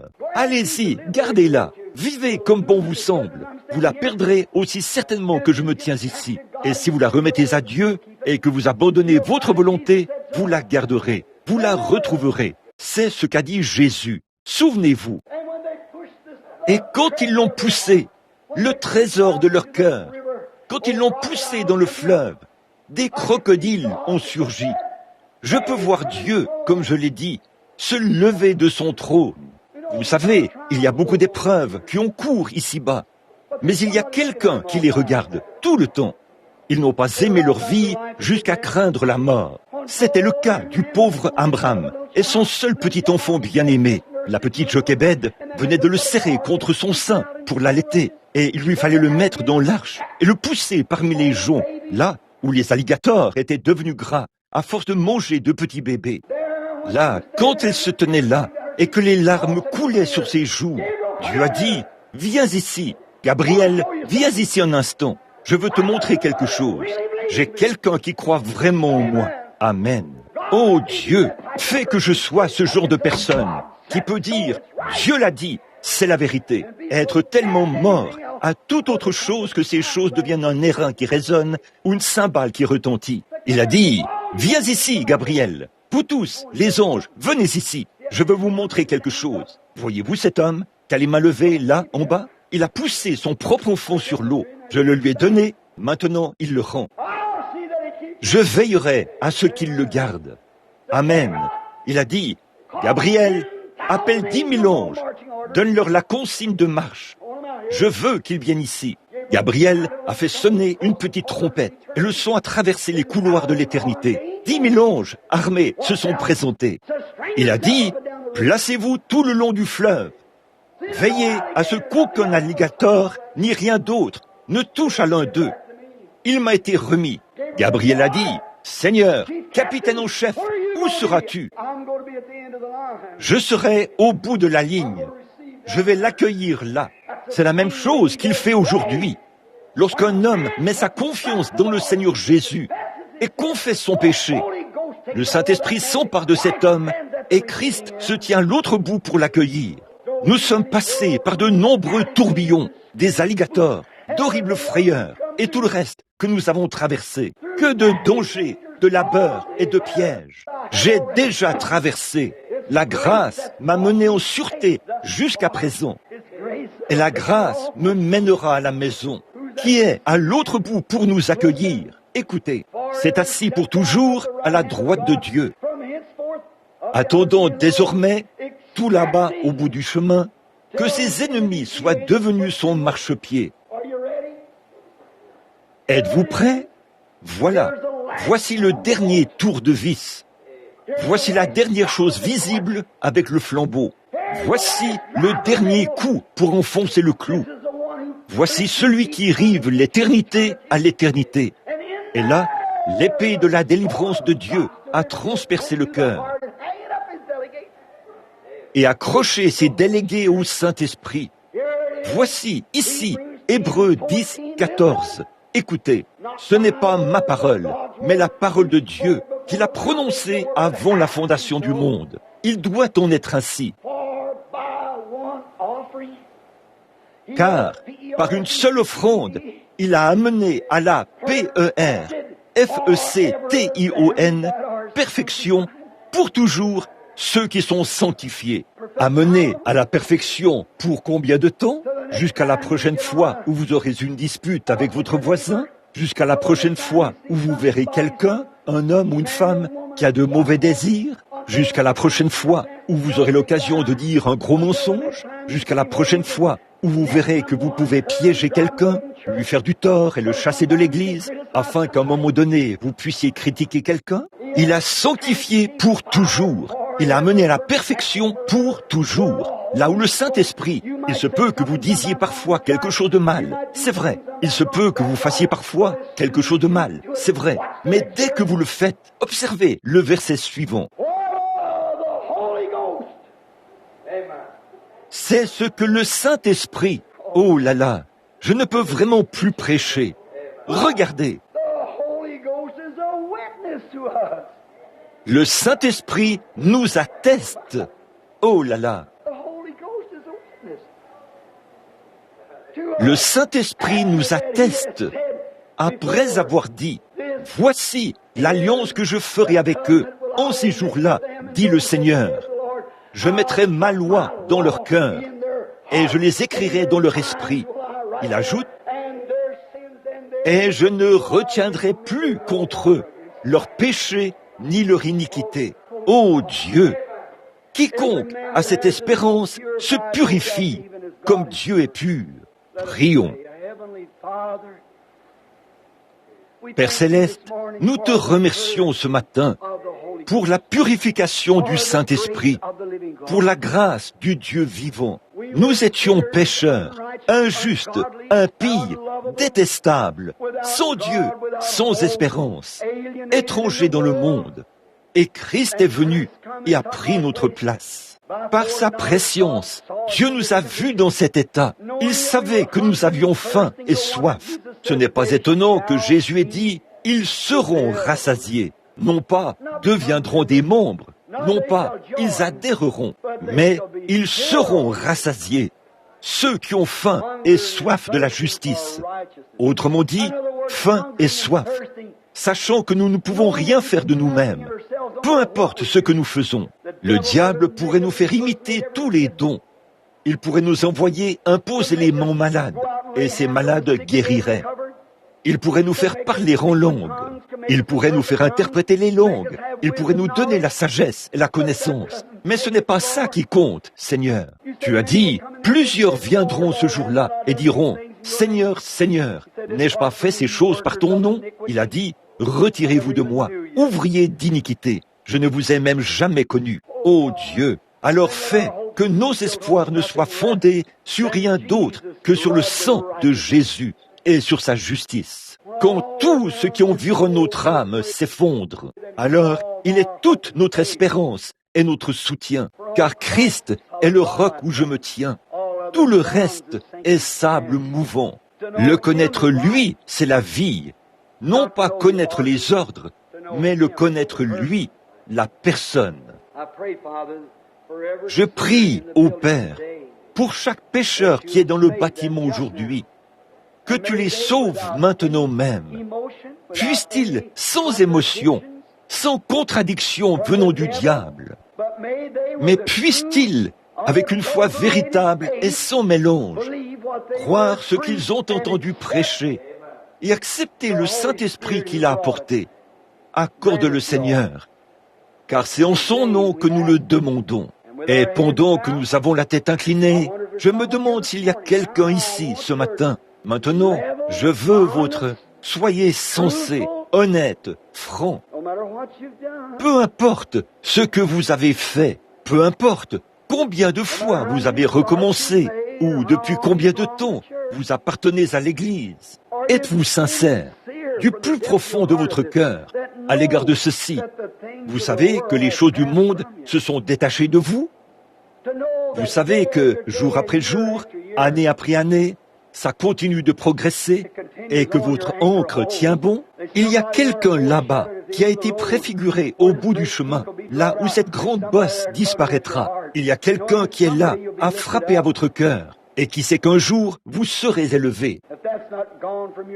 Si cela n'a pas disparu de votre cœur aujourd'hui, mon ami, mes concitoyens, pèlerins, pauvres petits troupeaux, que Dieu vous bénisse. Je vous vois assis là, vous qui avez les cheveux gris et les épaules tombantes. On voit de pauvres petits enfants qui ont peut-être dû sauter des repas. Est-ce que je me tiendrai ici pour vous dire quelque chose de faux? Ça, eh bien, que Dieu m'en garde. Je devrais m'agenouiller et me repentir avant même de prêcher. Je vous aime. Et ça, d'un véritable amour chrétien. Maintenant, soyez honnêtes avec le Saint-Esprit. Est-ce que toutes ces choses se sont détachées de vous? Ou Satan vous a-t-il séduit et vous ne vivez qu'une vie à moitié? Parfois, vous vous dites, eh bien, très bien. Et la fois d'après, eh bien, vous vous dites, eh bien, je ne sais pas. Puis, des choses arrivent et vous le savez. Si c'est votre cas et que ce matin, vous voulez tout abandonner à Christ, souvenez-vous de ce qu'il a dit. Celui qui écoute mes paroles et qui croit à celui qui m'a envoyé a maintenant même la vie éternelle. Il n'y a plus de jugement. À partir de ce moment-là, cette chose sera morte. Si vous l'acceptez vraiment, cela fera ses preuves. Maintenant, écoutez, ne vous y trompez pas. Vous vous souvenez, il y a bien des années, quand nous avions mis l'Église en ordre, je suis en train de vous parler alors que vous priez, la tête inclinée. Vous vous souvenez quand nous avions mis l'Église en ordre? Lorsqu'un message était donné par prophétie ou par le parler en langue suivi de l'interprétation, on le notait et on le déposait ici sur l'estrade. Et 3 hommes l'attestaient. Je donnais ce message depuis l'estrade. Si cela ne s'accomplissait pas, alors il y avait un mauvais esprit parmi vous. La personne s'avançait ici et mettait cela en ordre. Si quelqu'un faisait quelque chose de mal, et qu'une sœur ou un frère le voyait mal agir, il allait le voir. Quand la personne venait à l'église, on la prenait par le bras et on se retirait là derrière, dans la petite pièce. On lui disait, « Frère, je vous ai vu dans un mauvais endroit. Je ne vais pas le dire devant toute l'église, parce que je vous aime. Vous aviez tort. Prions maintenant. » Voyez? Maintenant, soyez honnête avec vous-même.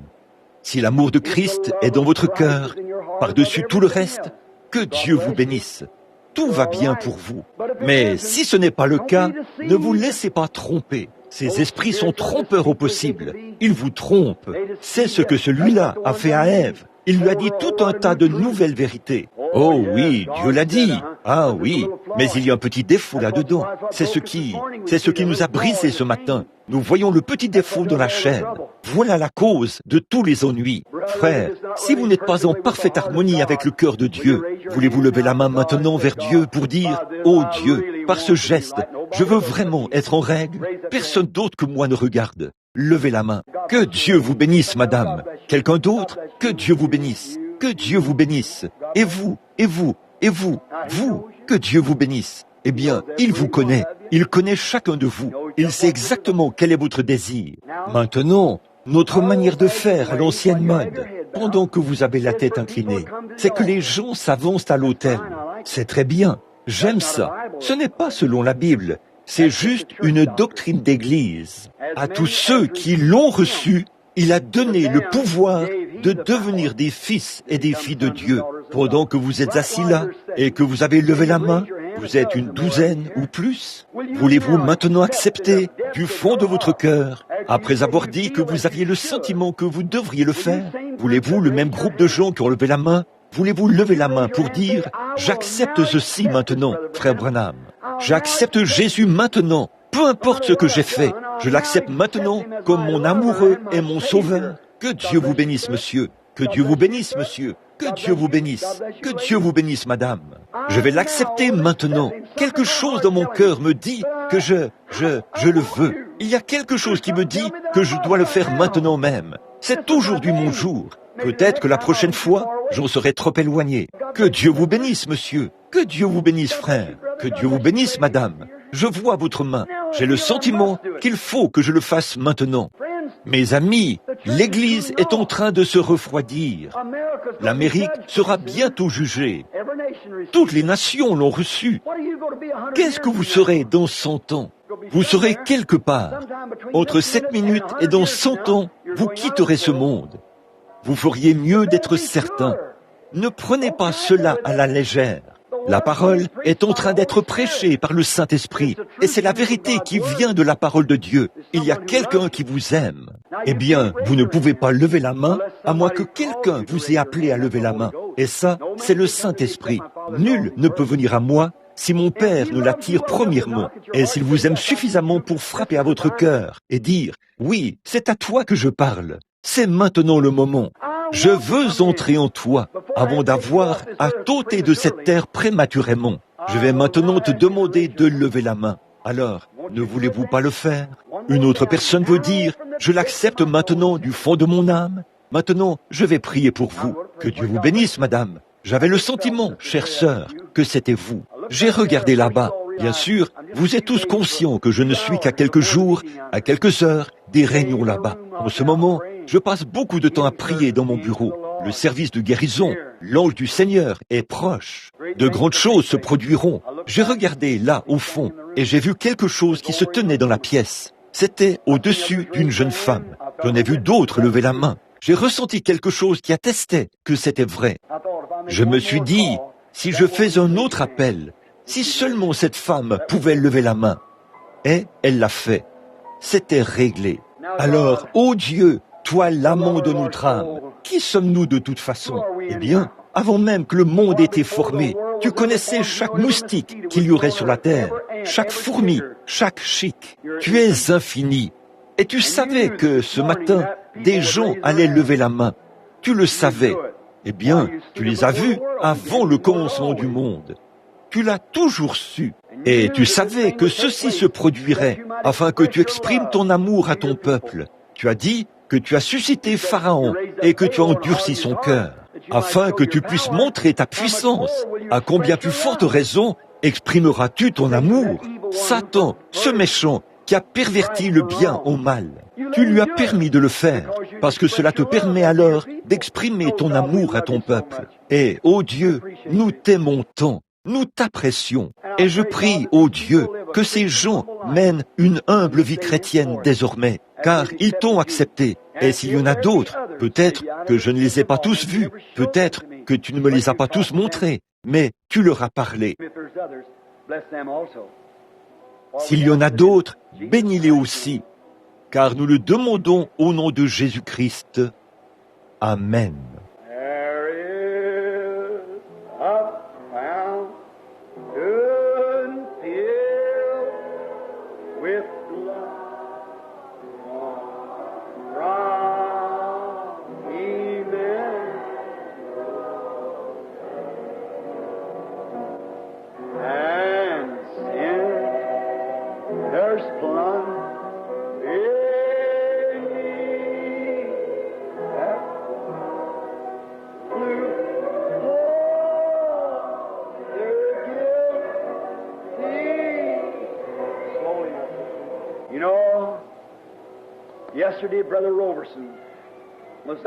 Vous savez, hier, frère Robertson était chez frère Wood.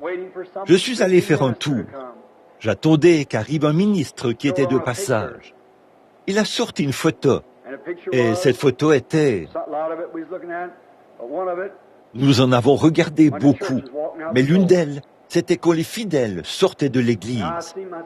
Je me suis vu au moment où je passais la porte. Et je regardais. Oh là là!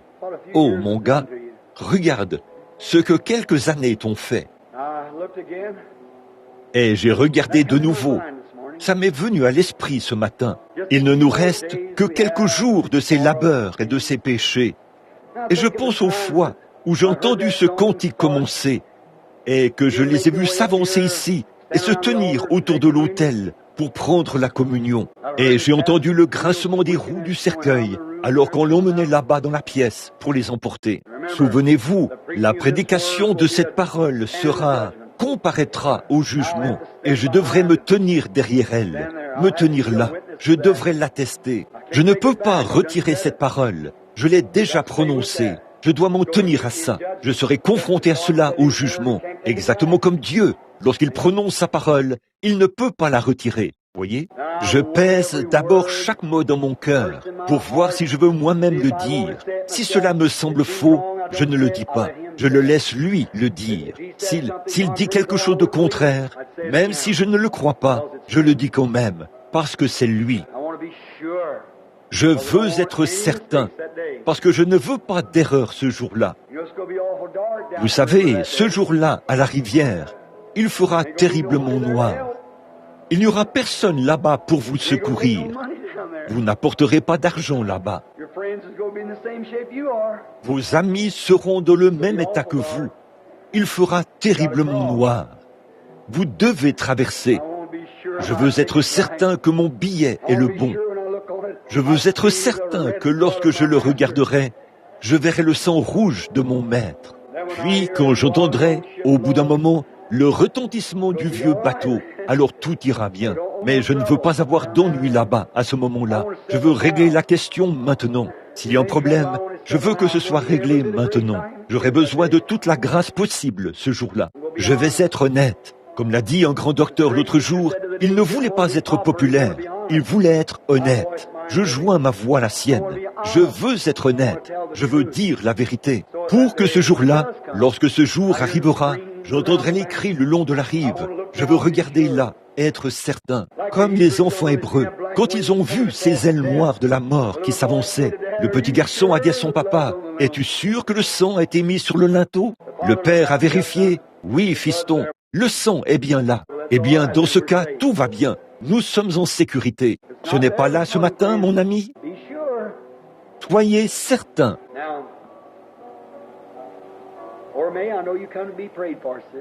Maintenant, Oramei, je sais que tu es venu pour qu'on prie pour toi, sœur. Cette pauvre petite fille qui est assise ici dans la rangée, là, toute menue. La petite Shirley qui est assise ici, en train de pleurer. Elle vient d'arriver de l'Arizona. Je pense à ces petits-enfants. Vous vous souvenez tous d'elle, lorsqu'elle vivait là, dans une petite maison carrée. Leur pauvre vieux papa s'asseyait avec elle là au fond de l'église pour en prendre soin. Vous vous souvenez de ces petits-enfants que nous connaissons tous. Et la pauvre petite Oramé, il faut être à deux pour élever une famille. Oh Dieu, cette horrible chose qu'est le mariage et le divorce. Et Curtis, il a fait tout son possible pour prendre soin d'elle. Il a travaillé dur.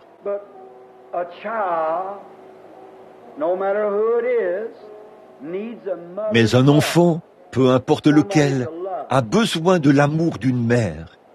Quelqu'un qui les couvrira d'amour. C'est la nature, pour apaiser vos sentiments. Je suis un chasseur, j'étudie la faune sauvage. C'est simplement, et je vais dans la nature et je l'étudie.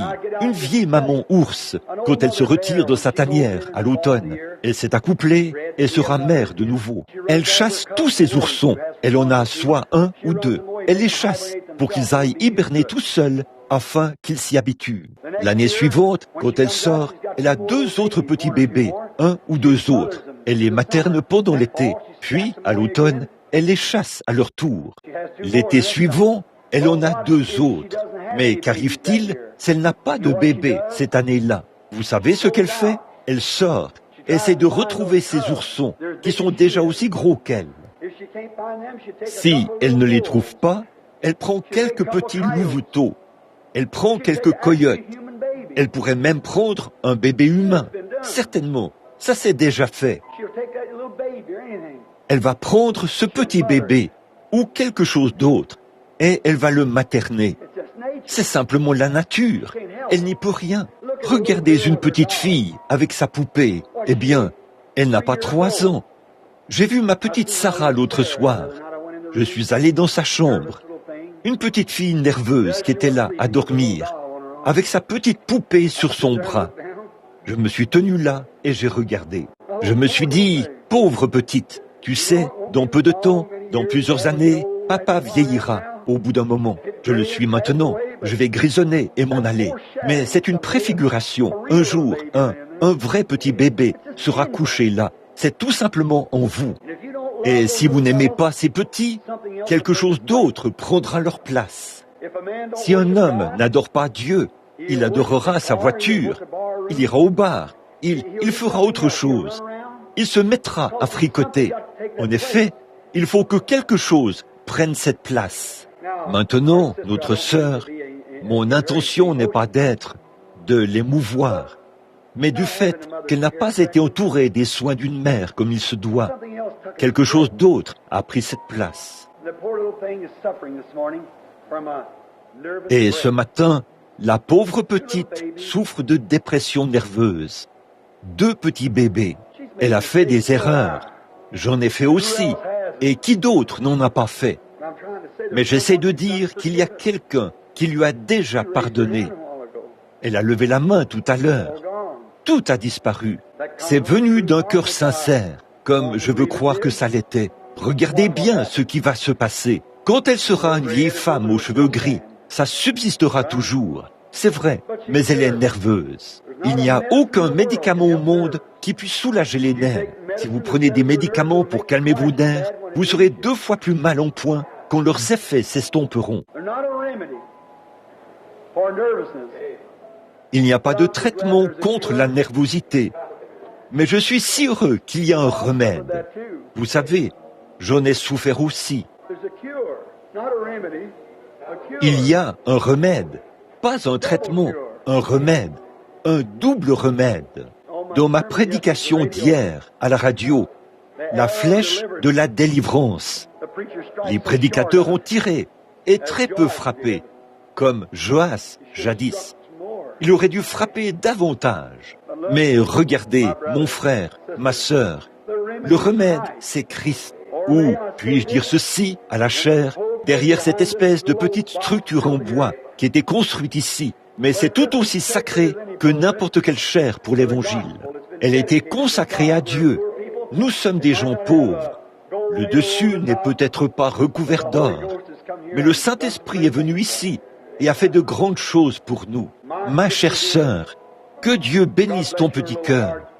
En tant que mère et en tant qu'enfant, si tu acceptes ce que frère Bill a dit ou te dit maintenant, je t'assure, ma chérie, que tu repartiras d'ici, tu seras en bonne santé. Là, lorsque tu as levé la main tout à l'heure, tu as accepté Christ à ce moment-là. Je veux que dans quelques minutes, je veux que tu t'avances ici. Et je peux te prouver à toi d'en juger, par la grâce de Dieu et par le Saint-Esprit qui se tient ici en ce moment. Je peux faire en sorte que cela te quitte. C'est vrai, je n'ai jamais vu cela faillir, mais par la suite, cela reviendra sur toi quand tu seras parti d'ici, vois-tu, si tu le permets. Mais si tu n'acceptes plus cela, peu importe comment tu te sens, continue à dire « Jésus-Christ me guérit ». Vois-tu, tu es tombé au Ramey, d'ici, en haut, du temps où tu vivais dans la joie. Tu faisais du vélo et tu courais ici dans la rue. Tu étais heureuse en ce temps-là. Tu n'avais pas les sentiments que tu as maintenant, n'est-ce pas? Tu vois? Maintenant, tu es tombé ici, en bas, parce qu'il n'y avait rien là pour te retenir, ma chérie. Tu es tombé ici, en bas. Mais maintenant, tu dois croire que tu es ici, en haut, et le croire. Et la foi sans les œuvres est morte. Si tu le crois, alors agis comme si tu étais là-haut. Et alors Dieu t'élèvera de nouveau pour te placer directement là-haut. Voilà ta tante Meda, qui est assise là, au fond. Elle a eu la même chose. J'ai eu la même chose. Je sais ce que c'est, mais Dieu est le remède. Vas-tu le croire ce matin, au Ramey? Je veux que tu t'avances ici. N'importe qui parmi vous, les malades, pour qu'on vous oigne. Très bien. Courbons la tête un instant. Église, vous connaissez tous ce Curtis. Vous connaissez au Ramey. Rien qu'en regardant au Ramey, on peut voir qu'il s'est passé quelque chose. Elle est abattue et bouleversée. Au Ramey, c'est maintenant le temps du rétablissement. Je veux te demander quelque chose. Bien des fois, au Ramey, tu t'es dit, si seulement je pouvais trouver un point de départ, si seulement je pouvais commencer à me sentir mieux en ce moment, je crois que je pourrais m'en sortir. Vois-tu, c'est vrai, n'est-ce pas? Eh bien, tu en es là en ce moment, au Ramey. Tu es au meilleur endroit au monde, à l'hôtel, où la seule personne au monde qui puisse t'aider va le faire. Et c'est Dieu. Je veux que vous courbiez tous la tête et que vous priez avec moi.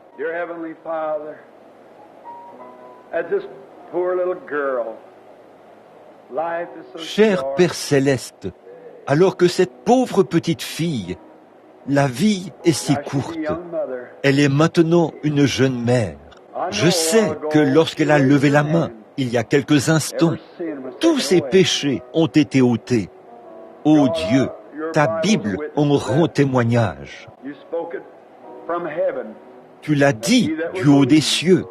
Celui qui croira le recevra. Maintenant, elle a un terrible combat à mener, Seigneur. Et Satan la jetterait là-bas, lui arracherait ses bébés et la ferait enfermer dans un hôpital psychiatrique pour qu'elle se frappe la tête contre le mur. Mais elle est venue au bon endroit aujourd'hui, à l'autel. Elle est venue dans la maison du Dieu vivant. Elle se tient ici, pour ainsi dire, seule, à l'autel. Mais elle n'est pas seule. Les anges de Dieu campent tout autour. Le Saint-Esprit est aussi tout près. Et elle est un témoin pour avoir vu beaucoup de choses se produire. Et elle sait que tu es Dieu. Et je te prie de tout mon cœur, de toute mon âme, d'aider au Ramey aujourd'hui. Maintenant, Père, je prends à cet autel ce qui était mis ici dans ce lieu sacré que le Saint-Esprit a couvert de son ombre. Ça s'appelle de l'huile d'olive ou l'huile ointe, l'huile d'onction. C'est conforme à ce que tu prescris, de l'huile tirée des olives du sarment. Alors que je m'avance maintenant pour oindre ma sœur de cette huile, tu as dit, la prière de la foi sauvera le malade. Après avoir prêché l'évangile, sachant que cette grande série de réunions aura lieu bientôt, que ta volonté soit faite ici à Indianapolis, où il y aura beaucoup de névrosés, de sourds, de muets, d'aveugles et tout. Mais nous n'avons pas du tout peur. Tu l'as prononcé avant le commencement du monde. Nous avons une touche du ciel là-bas qui nous montre que c'est la vérité. Nous allons donc de l'avant pour défier ce démon. Nos fidèles ont des ennuis, comme Lot en avait dans la prédication de ce matin. Et Abraham est allé à sa rescousse. Satan, nous venons t'affronter ce matin. Notre pauvre petite sœur abandonnée a des ennuis. Et nous venons t'affronter avec de l'huile d'onction, avec le baptême du Saint-Esprit, avec la parole divine de Dieu et l'Évangile. Nous allons lui imposer les mains au nom de Jésus-Christ et nous te chassons d'elle. Jésus a dit, allez, et cela ne peut pas faillir. Il a dit, en mon nom, ils chasseront les démons. Et tu es un démon. En obéissance à son commandement, nous te chassons de ma petite. Nous intercédons maintenant pour elle, qui semble être abandonnée. Le sang de Jésus-Christ la purifie de tout péché. Aujourd'hui, elle est devenue pure et sainte aux yeux de Dieu, par la confession de son péché, par la purification de l'Évangile. Nous chassons cette nervosité. Oh oui, tu l'appelais, mais tu ne peux pas la toucher. Nous invoquons le sang entre elle et celui-là. Nous servons de médiateur. Quitte maintenant cette jeune fille, libère-la. Et à partir d'aujourd'hui, puisse-t-elle être heureuse pour ces petits bébés qui sont étendus là et pour son mari. Puisse-il venir aussi et devenir chrétien. Puissent tous les siens venir. Un jour, dans la gloire, que le grand cercle familial soit complet là-bas. Puis sa mère, son père et tous les siens, sans exception. Ô Dieu, accorde-le.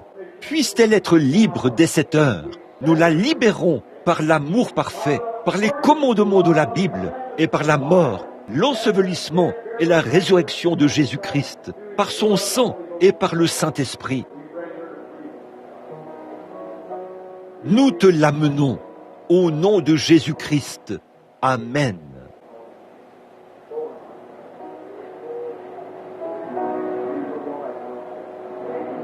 Très bien, va maintenant. Les choses reviendront à la normale. Tu te sens bien maintenant? Tu n'as plus de douleur maintenant. Tu te sens bien maintenant. Être comme ceci tout le temps, ce serait bien. Certainement. Amen. C'est terminé maintenant, ma sœur. Tu te sens soulagé grâce à cela. Maintenant, tu peux sortir d'ici et aller là, à l'extérieur, pour être de nouveau Orameille, mais une nouvelle Orameille, une jeune fille heureuse en Christ. Que tout cela disparaisse. Reviens ici, dans environ un an, si Dieu le veut. Viens nous dire, frère Branham, vous souvenez-vous du matin, vous avez prié pour moi, là-bas, à l'hôtel? Cela a réglé la question. Que Dieu te bénisse. Gloire au Seigneur. Courbons la tête maintenant. Notre Père Céleste, en obéissance à la commission de notre Seigneur et Sauveur Jésus-Christ, nous t'aimons aujourd'hui d'un amour pur, saint, sans mélange. Puisse ta bonté et ta miséricorde reposer sur chacun, sans exception. Nous te remercions pour les nouveaux venus parmi nous et nous te prions de bénir chacun. Bénis notre bien-aimé pasteur, notre frère Neville, qui s'attelle avec nous à l'œuvre de l'Évangile. Il n'est pas sous le joug du monde, mais il est attelé à Christ. Portons le harnais de Dieu. Nous tirons ensemble le bon vieux char de l'Évangile, unis sous un même joug, en tant que concitoyens et serviteurs de Dieu. Bénis tous les diacres, les administrateurs, le trésorier, tous ceux qui sont concernés, tous les membres, les laïcs, les nouveaux venus. Ô Dieu, une série de réunions se tiendra là-bas, à Indianapolis. Ô Dieu, je ne suis pas digne d'être béni, mais veuille bénir le peuple par la prédication de la parole. Nul doute que des centaines de personnes seront debout.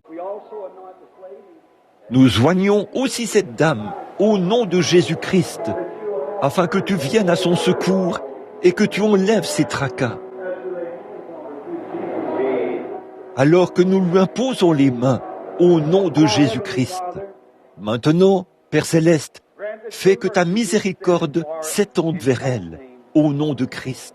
Maintenant, pendant que nous avons la tête inclinée, Je me demande maintenant s'il y a quelqu'un ici qui voudrait s'avancer à l'autel, quelqu'un qui a accepté Christ et qui voudrait venir s'agenouiller pour un mot de prière, ou quelqu'un qui a envie de prier un peu après la visitation du Saint-Esprit.